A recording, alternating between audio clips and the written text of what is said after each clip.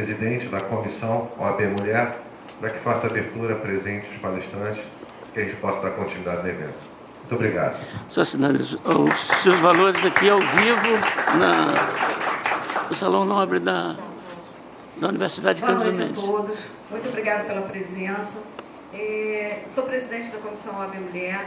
Aqui estão presentes comigo as minhas delegadas, que eu gostaria que levantassem, por favor, que são meu braço direito nesse trabalho. Michele, você também, né?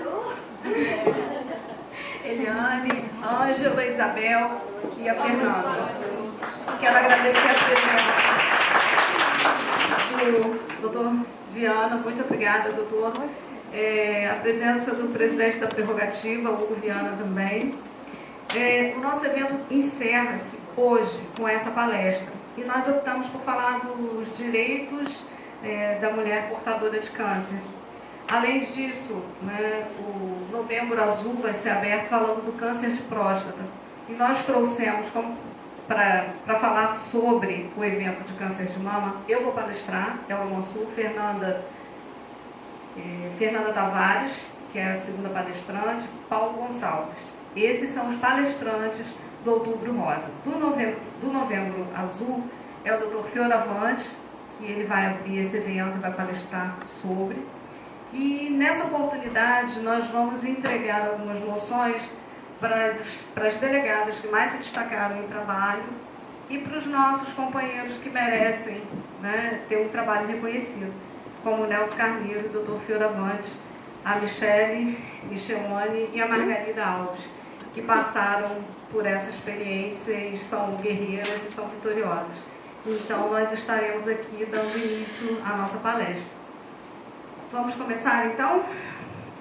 Muito obrigada também o presente aqui, o representante do Jornal da Ordem. Muito obrigada, viu, doutor?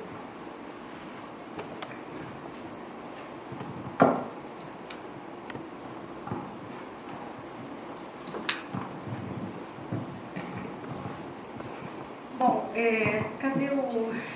Paulo, você se importa de ficar ao meu lado? Porque o que eu for falando, eu sei que você vivencia isso todos os dias e gostaria que você me auxiliasse. Então, diagnóstico de câncer de mama.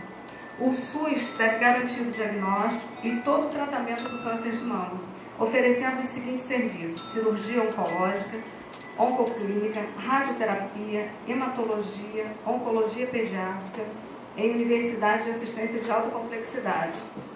O amparo legal desse atendimento é a Portaria 741, de 19 de dezembro de 2005, artigo 2º. O tratamento é gratuito ao paciente com neoplasia maligna. O paciente com neoplasia maligna receberá gratuitamente do Sistema Único de Saúde, o SUS, todo o tratamento necessário, tendo direito de submeter a tratamento no prazo de 60 dias, contados a partir do diagnóstico. Então, às vezes, a paciente pega um resultado e vai fazer o tratamento e não consegue. Então, ela tem direito até, com esse fundamento legal, requerer uma liminar para que seja atendida, para que tenha um efetivo resultado. Quanto à cirurgia reconstrutora de mama, a mulher, em decorrência do câncer de mama, tira os seios, muitas vezes é necessário. Além do seio, embaixo da axila, que são linfonodos, não é isso? Tem que fazer o esvaziamento. E a lei garante a ela a reconstrução dessa mama, por meio de cirurgia plástica. Tanto o SUS quanto os planos de saúde têm o dever e obrigação de fazer com que esse procedimento aconteça. Às vezes pode ser na própria cirurgia de retirada ou no momento posterior, mas está garantido a ela pela Lei 9.797, de 6 de maio de 99, artigo 1º, que o SUS providencie esse tipo de atendimento. A Lei 9.656, de 3 de junho de 98, artigo 10º, é referente aos planos de saúde. Os exames de mama e de colo de útero têm que ser gratuitos, são gratuitos pelo SUS, né? Toda mulher que já tiver iniciado uma vida sexual de qualquer idade tem o direito a fazer gratuitamente pela rede SUS o exame de colo uterino. E a partir dos 40 anos, fez 40 anos, tem o direito a fazer mamografia também gratuitamente, tendo amparo legal na Lei 11.664, de 29 de abril de 2008, artigo 2º, inciso 2º e 3º. Essas mulheres, elas precisam de um tratamento posterior quando saem do hospital. E uma coisa interessante que aconteceu com essa nossa campanha é que eu fiquei sabendo, que eu não sabia, né? Nós somos advogados ou quase lá, né? Os alunos quase lá, e a gente não tem muito conhecimento. E eu fiquei sabendo que elas necessitam, depois que saem do hospital, além do tratamento de quimioterapia, que elas voltam ao hospital para fazer, e todo o tratamento que é necessário, elas não podem ter problemas na pele, rachadura, porque causam, né, um certo ressecamento. Por isso a nossa campanha de pedido de doação de hidratantes, para que elas mantenham em casa esse tipo de tratamento que é necessário. E eu não vou chegar ao ponto, né, de colocar esse segundo momento que o Dr. Fioravante fará, mas homens também têm câncer de mama.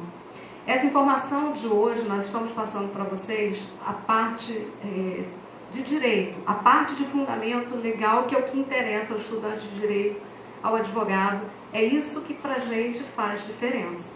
Mas quando vocês saírem daqui, eu gostaria que vocês não só lembrassem disso. Tem um material disponível que vai ficar para vocês, para Xerox. Eu trouxe poucas cópias, tá? Para que vocês informem outras pessoas, para que vocês tenham ciência disso. Porque a gente, lamentavelmente, a gente sabe que tem um vizinho, um irmão, um parente, uma mãe, que passa por isso. E existe essa necessidade de que as pessoas tenham informação do seu direito para que possa buscá-lo. Sem que a pessoa saiba, ela vai ficar com a doença. E a primeira reação de quem pega no diagnóstico de câncer é associar a morte. E não é. Nós hoje teremos o depoimento de 2 mulheres lindas, guerreiras, que passaram por isso. E estão mais bonitas do que antes e mais fortes do que antes. Então, a minha abertura, né, dessa palestra, ela se estende ao material que é utilizado, né, pelo SUS, pelo Plano de Saúde. Todo medicamento, todo tratamento, ele tem que ser gratuito, tem respaldo legal para isso. O Plano de Saúde também, para ele não é diferente. Tá? Então, nós temos fundamentos jurídicos para qualquer pedido de liminar referente à cirurgia, reconstrução de mama, tratamento, e é isso que nos cabe. Né? Então, se um paciente vier procurar a cada um de vocês, ou se vocês tiverem notícia, faça com que eles procurem o direito que a lei garante. Tá? A minha colega palestrante vai dando seguimento à palestra com a segunda parte desse evento. Então, nós dividimos... Falar das isenções também que a mulher tem direito de... Pois é. Então, existe a isenção de imposto de renda, né? Existe o direito, aí já entra mais na área previdenciária, existe, mas ela vai dar continuidade a isso. Existe o direito, né, de requerimento de estar, né, pelo INSS durante um período, dependendo da situação, até uma aposentadoria, porque é uma doença que está elencada. Então, é muito vasto esse assunto. Ele tem uma ramificação enorme. O profissional da área de direito, utilizando a legislação, ele consegue para o seu cliente e para o paciente a garantia de tratamento eficaz. Agora, no momento do Paulo, ele vai colocar, ele tem que ser no momento correto, ele precisa ser identificado, porque o quanto antes, maior a possibilidade de um traumatismo de tratamento. Às vezes não é necessário a cirurgia, lógico que cada caso é um caso, e sendo necessário, tem a rádio, a químio. Então, para que a pessoa se recupere o quanto antes tem que haver um diagnóstico. E não adianta, nós mulheres temos o hábito de fazer o exame sim, e não vamos buscar o exame. Ou então deixamos na gaveta do escritório, porque nós temos prazos processuais. Então, eu disse no fórum, na abertura desse evento, o seguinte: nós temos prazos sim, mas a nossa vida em primeiro lugar, porque advogado doente não ajuda nem a si, nem ao cliente. Tá certo? Vou passar para a Fernanda agora. Fernanda, por favor. Nós estamos no auditório da Cândido Mendes. Boa noite, pessoal. Uma palestra sobre o câncer de mama, né? A prevenção do câncer de mama. É um pouco nervoso estar aqui hoje, porque eu fui aluna da casa e depois de um tempo estou voltando aqui para falar sobre o direito previdenciário a todos os portadores de pessoas com câncer e até as pessoas que têm câncer, algum dependente com câncer na família. Porque quando a pessoa recebe o diagnóstico com câncer, ela fica tão envolvida com o tratamento e a família também fica tão envolvida com o tratamento que eles não têm acesso às informações referentes aos benefícios que ele tem direito. E todos eles têm direito a sacar o FGTS. Todo trabalhador que é cadastrado no FGTS, que é diagnosticado com neoplasia maligna, o câncer, ele tem direito a realizar o saque do FGTS. E se você tem algum dependente em casa que também é diagnosticado com neoplasia maligna, o câncer, você também vai ter direito de retirar o FGTS para poder ajudar na família. Além do saque do FGTS, existe o saque do PIS e do PASEP, que também é dado a toda pessoa, todo trabalhador que contribui com a INSS ou funcionário público, a retirada do PIS-PASEP. O PIS na Caixa Econômica e o PASEP no Banco do Brasil. E a pessoa que tem câncer pode retirar, ou se você tem algum dependente com câncer, também pode fazer a retirada desses dois benefícios. Existe o auxílio doença, que também é fornecido ao segurado do INSS após algumas contribuições. Não precisa fazer o teto mínimo de contribuições, que são 12. Se a pessoa é contribuinte, contribuiu só uma vez, ela tem direito a dar entrada no INSS para poder receber o auxílio doença após ficar 15 dias consecutivos afastado para tratamento. E após esses 15 dias consecutivos, após o auxílio doença, receber o auxílio doença, for detectado a incapacidade de trabalhar, se a pessoa ficar incapaz de trabalhar, ela pode dar entrada na aposentadoria por invalidez. Essa aposentadoria, ela vai dar entrada no INSS, vai levar toda a documentação, vai passar por uma perícia no INSS. Após essa perícia, ela é encaminhada a dar entrada na aposentadoria por invalidez.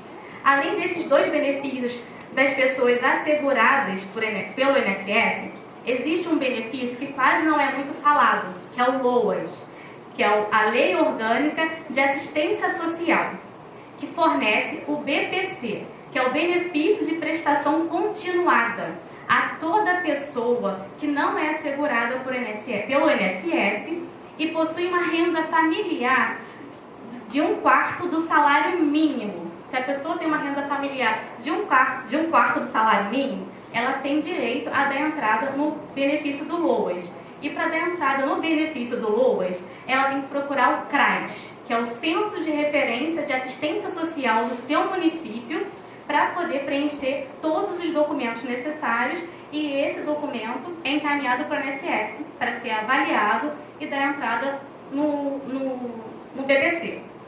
Existe o Vale Social e o Rio Card.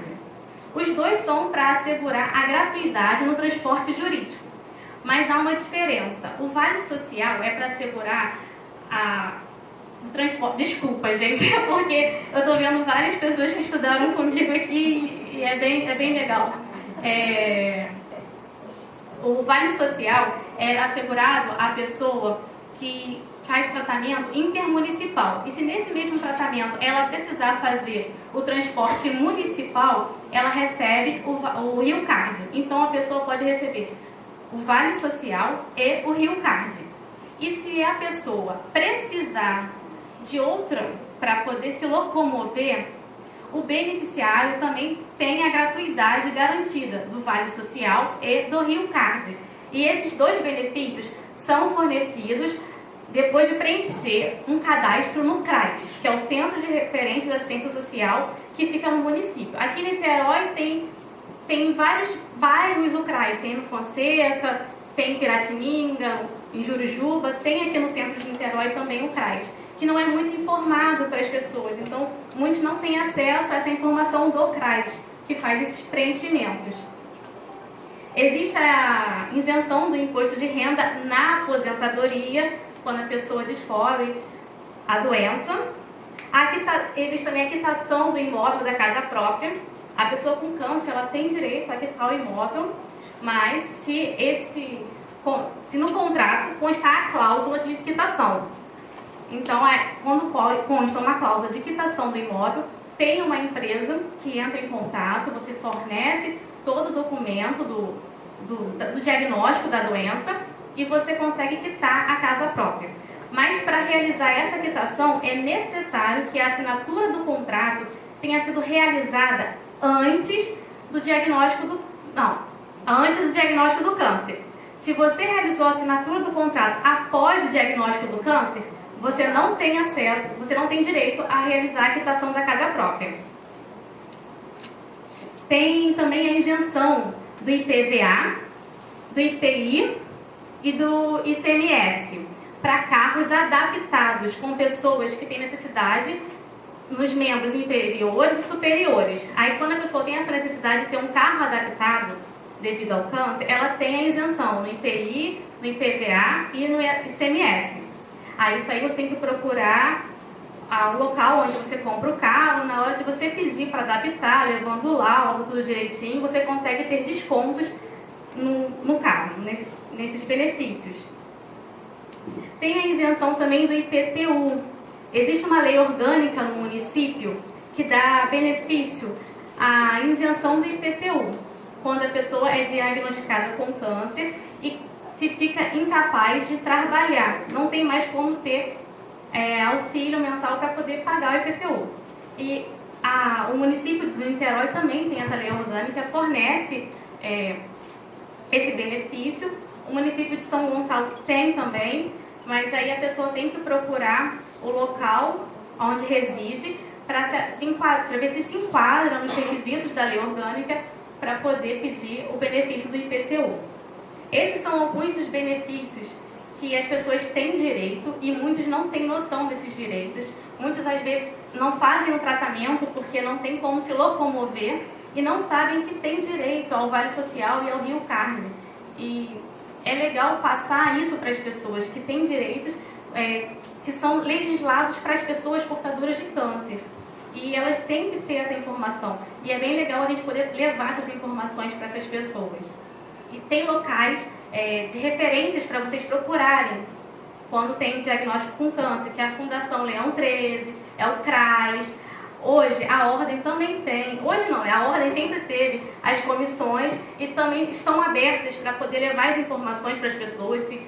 Se você não tem como saber qual o seu direito, você pode procurar as comissões para poder ter informação relacionada aos seus direitos, para poder dar entrada na documentação.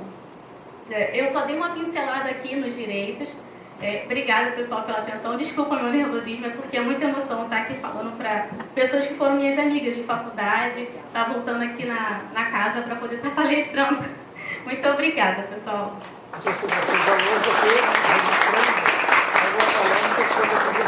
De mama, não é isso?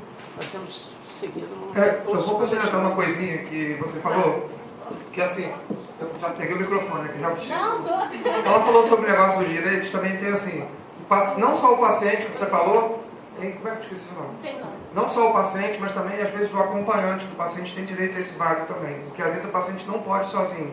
Então isso é direito também, ele e mais um acompanhante. Que ela falou do vale social, também tem assim, por exemplo, se não for do município, for de um município para outro, também tem direito, né, que através do CETRAN, né, e se ele usa metrô, na verdade ela tem que ter um diagnóstico, tem que ter como é que se fala? Um laudo do médico de quantos dias ela faz tratamento, qual o dia que ela vai para tratamento, porque antigamente a pessoa pegava esse vale e usava o mês inteiro, ia para mercado, fazendo isso aqui, abusava. Então agora, na verdade, esse transporte é dado só pela quantidade de dias que ela tem que se tratar, né?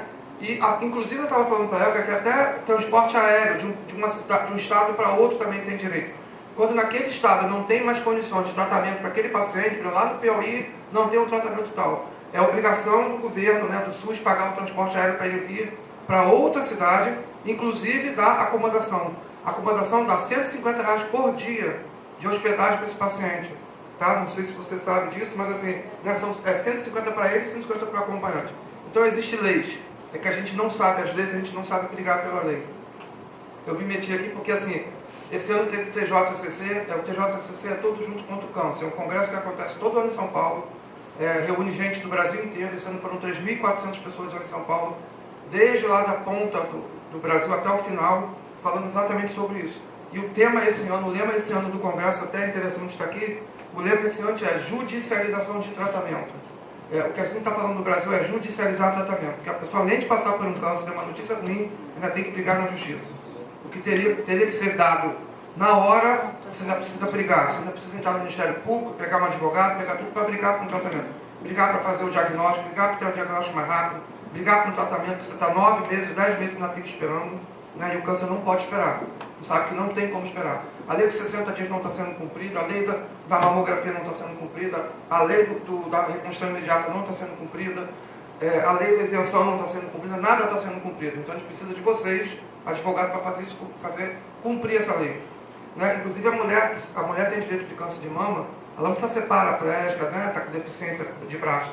Porque se ela tiver um linfedema, que é um edema de braço, que esvaziou o linfonodo, ela não pode ter um carro normal, ela não pode ficar passando marcha toda hora. Então basta ser um carro automático, basta ser um carro com direção elétrica, ela tem direito a esse carro. Estão tentando não deixar ter isso. Está na lei, mas estão tentando não dar esse carro para a mulher. Porque estão tentando fazer e empurrar com a barriga.